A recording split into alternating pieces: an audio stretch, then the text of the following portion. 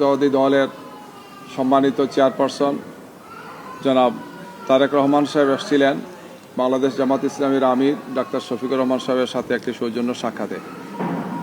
তো সাক্ষাৎ পর্বটি আলহামদুলিল্লাহ প্রায় ঘণ্টাখানেক সময় চলেছে। তিনি 7টায় এসেছেন, 8টার দিকে তিনি বের হয়ে গিয়েছেন।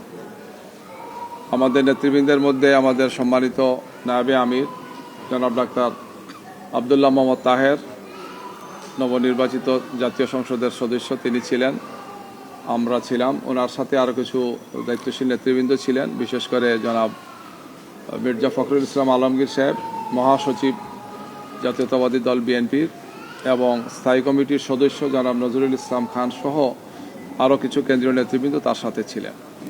তো আজকের এই সাক্ষাৎ বিষয় নিয়ে আমাদের সম্মানিত নায়েবে আমির ডাক্তার সৈয়দ আবদুল্লাহ মোহাম্মদ তাহের ভাই এই পর্যায়ে আপনাদের সামনে তিনি ব্রিফ করছেন।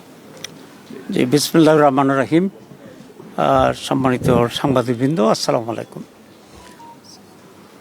নির্বাচনোত্তর সম্ভাব্য প্রধানমন্ত্রী যিনি হবেন আমাদের জনাব তারেক সাহেব, উনি আজকে প্রধান বিরোধী দলের যিনি প্রধান হবেন জামাত ইসলামীর আমির ডক্টর শফিকুর রহমান, তার সাথে সৌজন্য সাক্ষাৎ করতে আসছেন, একটা কার্টেসি ভিজিট করতে আসছেন। এটাকে আমরা ওয়েলকাম করি। আমি মনে করি এই ধরনের নিউ কালচার নিজেদের ভিতরে থাকাটা এটা একটা গুণগত পরিবর্তন। It's a good beginning. অত্যন্ত সাহায্যপূর্ণ পরিবেশে আলোচনা হয়েছে। আমরা দীর্ঘদিন বিএনপি এবং জামাত ইসলামী একসাথে স্বৈরাচার বিরুদ্ধে আন্দোলন করেছি, সংগ্রাম করেছি, গঠনে আমরা সরকারের অংশগ্রহণ ছিলাম।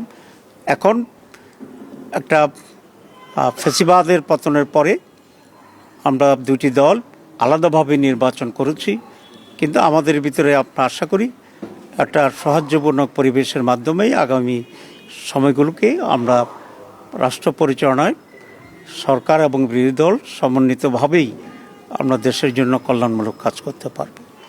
আমরা এই ব্যাপারে একমত হয়েছি যে সকলে মিলে একসাথেই একটা কনস্ট্রাকটিভ ফিউচার আমরা গ্রহণ করতে পারবো, একটি নতুন বাংলাদেশ আমরা গঠন করতে পারবো।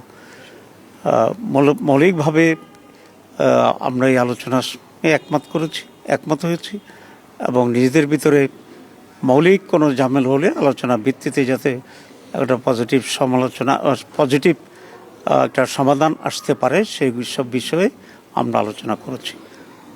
আমাদের আমির জামাত বলেছেন যে কয়েকটি প্রায়োরিটি বিষয়ে এখানে আমাদের আলোচনা হয়েছে। প্রথম কথা হচ্ছে ল অ্যান্ড অর্ডার সিচুয়েশন, মানুষের সিকিউরিটি ইস্যুটা হচ্ছে সবচেয়ে বেশি। এই বিষয়ে যেন সরকার অত্যন্ত গুরুত্ব দিয়ে কাজ করে।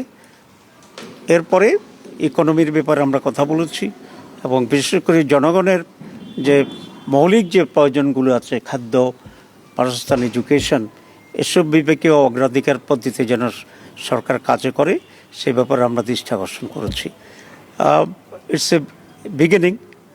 আমি মনে করি যে একটা মৌলিক কোয়ালিটেটিভ চেঞ্জ যাতে আমরা এদেশে পেতে পারি সে বিষয়েও আমরা দৃষ্টি আকর্ষণ করেছি।